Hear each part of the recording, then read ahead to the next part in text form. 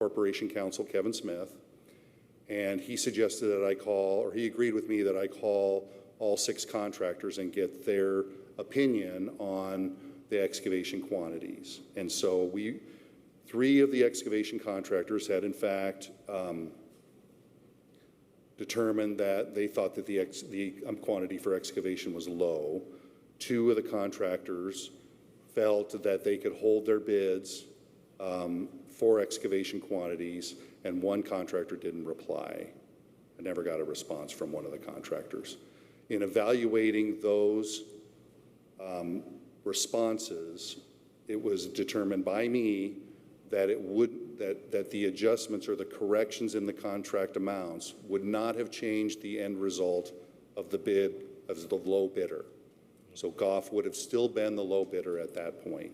So on advice of Corporation Counsel, we awarded the bid through the Board of Public Works and Safety on the condition that we could come to an agreement on the contract quantities for excavation. So that happened. Nice Engineering was hired by this department to observe the construction of this project, and I asked Chris Moore from Nice Engineering if he would look at the existing topography of the site and compare it to the final elevation of the site and make the determination on the precise quantities that should have been included in the bid. And he came up with an amount of about 3,200 additional cubic yards. And that's what this change order shows. The low bid contractor had expected it to be about 1,000 yards more than what Chris had determined, but the program they used was a different program, and it didn't reflect accurate quantities.